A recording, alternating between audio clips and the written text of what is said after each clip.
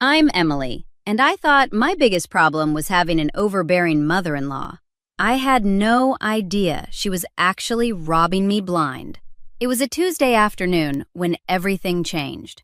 My mother-in-law, Linda, had just left after one of her surprise visits to our home in suburban Atlanta. I was picking up the living room when I noticed something odd. The Persian rug near the hallway was shifted about 6 inches to the left, bunched up at one corner. "That's weird," I muttered, walking over to straighten it. When I pulled the rug back to flatten it properly, my heart stopped. There was a loose floorboard, and it was slightly raised. My hands trembled as I lifted it. Inside was a small space filled with documents. My documents. My birth certificate, my social security card, bank statements I'd been searching for, credit card bills I never received, and a notebook filled with my personal information. Account numbers, passwords, security questions. "What the hell?" I whispered, pulling everything out. My phone rang. It was my husband Marcus calling from work. "Hey babe, how was Mom's visit?" he asked cheerfully. "Marcus, you need to come home right now," I said, my voice shaking. "What's wrong? Are you okay?" "I found something. Under the floorboards. Your mother has been stealing my identity." "What? Emily, that's crazy." "I'm holding my birth certificate right now. The one I've been looking for since March, along with bank statements showing withdrawals I never made. Marcus, she's been robbing us. I'm leaving now. Don't touch anything else. I'll be there in 20 minutes. I sat on the floor, staring at the evidence scattered around me. The notebook was the worst part. Linda had meticulously recorded everything. My mother's maiden name, the street I grew up on, my first pet's name. Every security question answer I'd ever used. When Marcus burst through the door, his face was pale. "Show me," he demanded. I handed him the notebook. "Look at the dates. She's been collecting this information for over a year." "Oh my God," he breathed, flipping through pages. "These are bank statements from your inheritance account, the one from your grandmother. That account had $47,000 in it 6 months ago. I checked it last week. It's down to $12,000. I thought I was going crazy, misremembering the amount." Marcus pulled out his phone. "We're calling the police." "Wait," I said. "Your mother is calculating. She'll have covered her tracks. We need more evidence first. We need to be smart about this." "So, what do you want to do?" "I want to call a lawyer and a private investigator. If she's been doing this for a year, there's a paper trail. We find it, document everything, and then we bury her." Marcus sat down heavily on the couch. "I can't believe my own mother would do this." "Why?" I laughed bitterly. "Marcus, she's never approved of me. She thinks I trapped you. She's told you 100 times I'm not good enough for her precious son. But identity theft? Financial fraud? She probably thinks she's taking back what's rightfully the family's. In her twisted mind, my inheritance should be yours, which means it should be hers to control. This is insane. No, this is criminal, and she's going to prison for it." The next morning, we sat in the office of Jennifer Walsh, a criminal defense attorney my friend had recommended.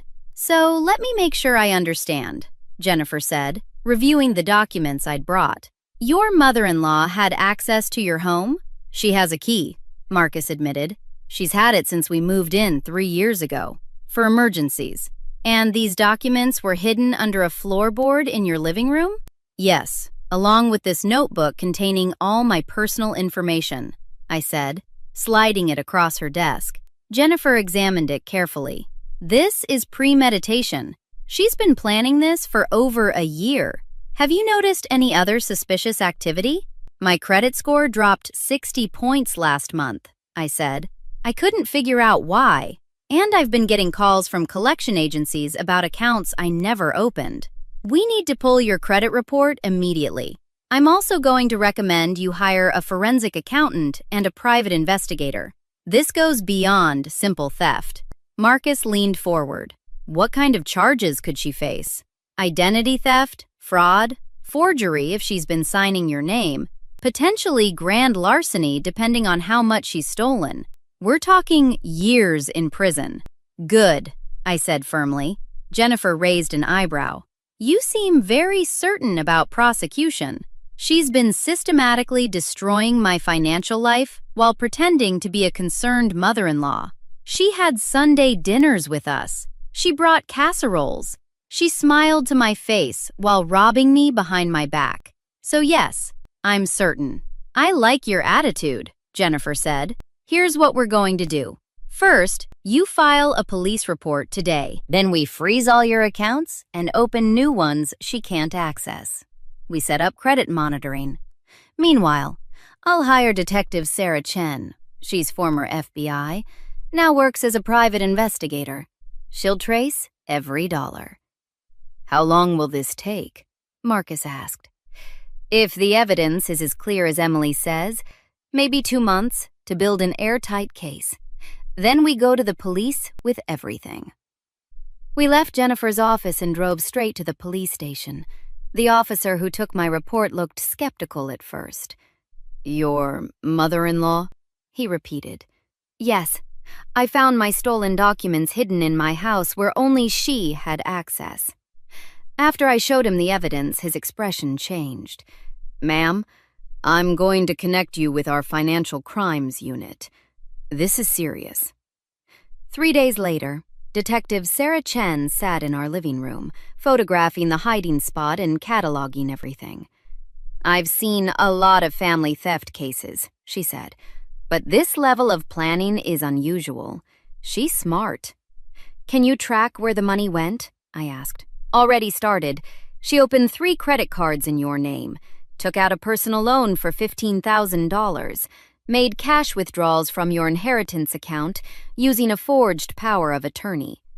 Marcus's hands clenched into fists. How did she forge a power of attorney? She had your signature from checks, documents you'd signed. She practiced it. Look at this. Sarah showed us a page from Linda's notebook filled with practice signatures.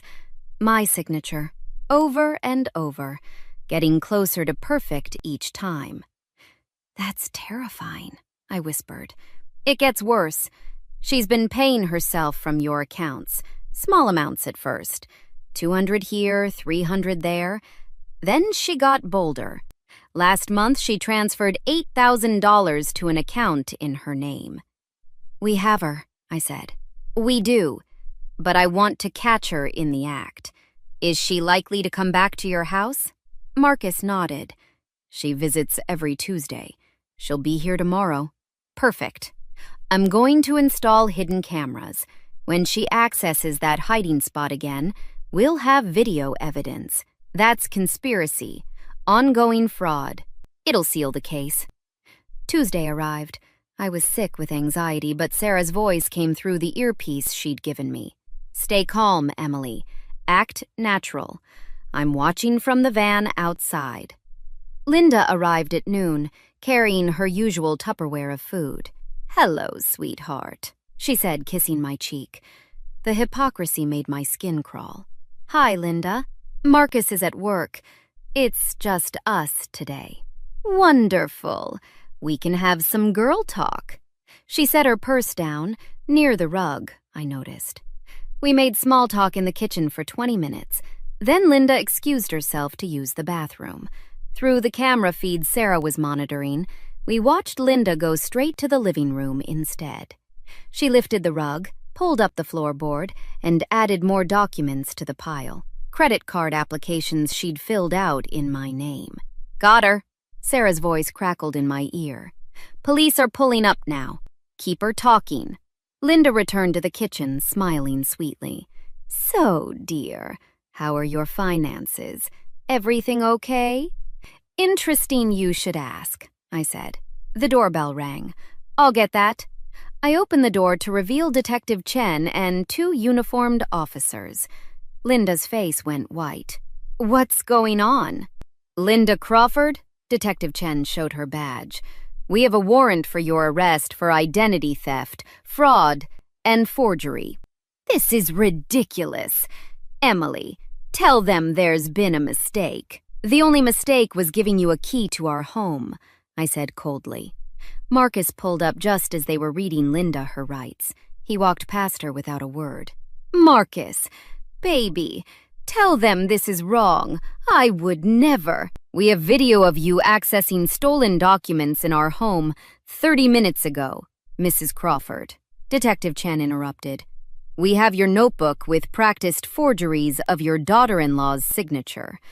We have bank records showing you transferred over $40,000 from accounts you accessed fraudulently.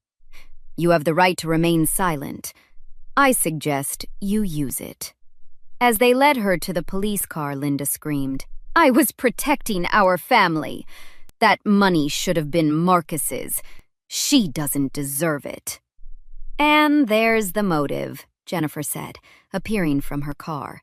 "They always confess eventually." I watched the police car drive away.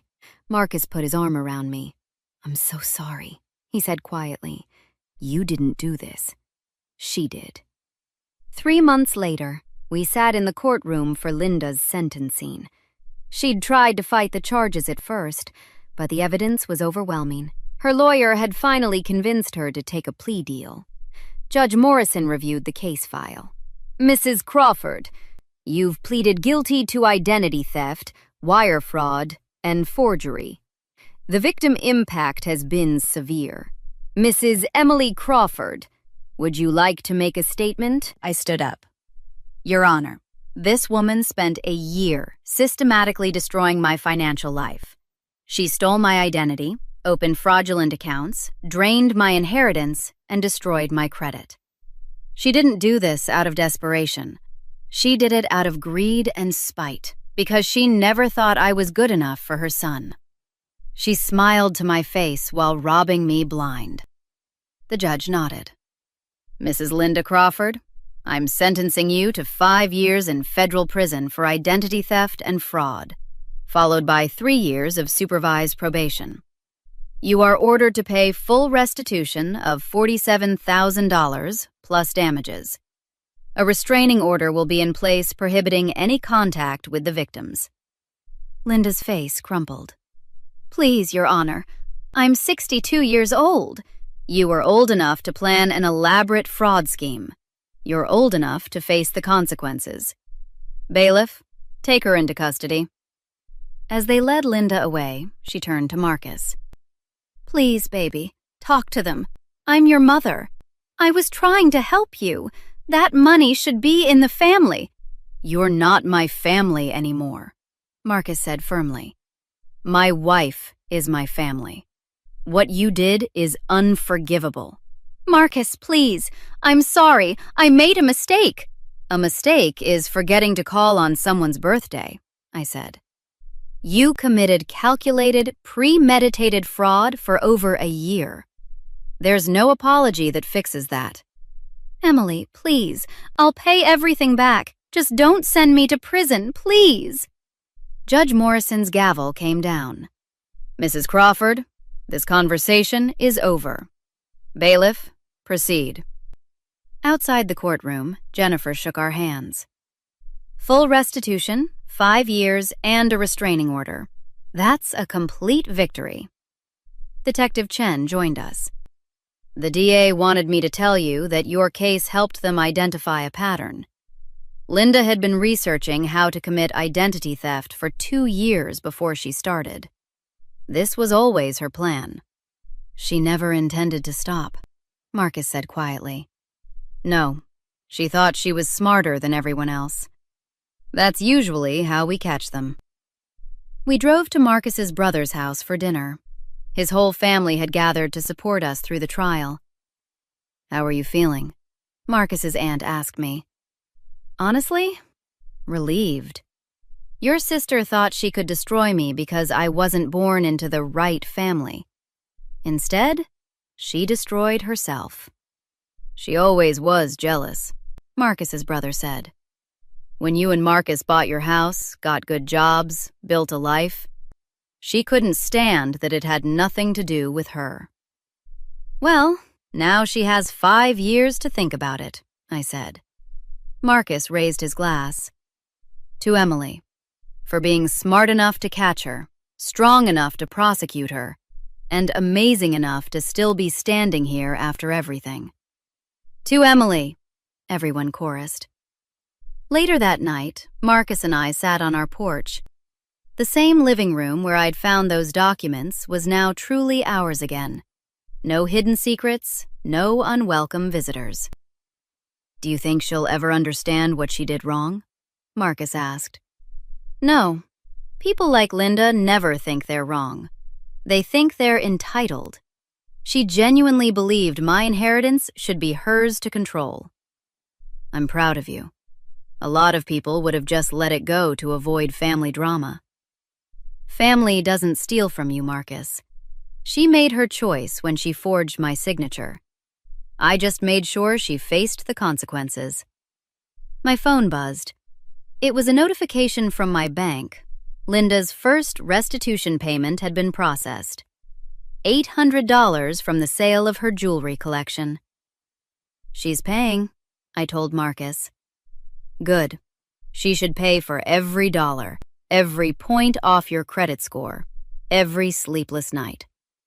I thought about everything I'd learned, about trusting my instincts when something felt wrong, about the importance of evidence over emotions, about how the people who smile the sweetest can sometimes be the ones planning your downfall. But mostly, I thought about justice. Real justice. Not revenge. I didn't slash her tires or spread rumors or stoop to her level. I documented her crimes, hired professionals, and let the legal system do its job. And it worked. Have you ever discovered that someone you trusted was betraying you behind your back? What would you have done if you'd found evidence of a family member stealing your identity? Like and subscribe for more stories about people who refused to be victims and fought back the right way.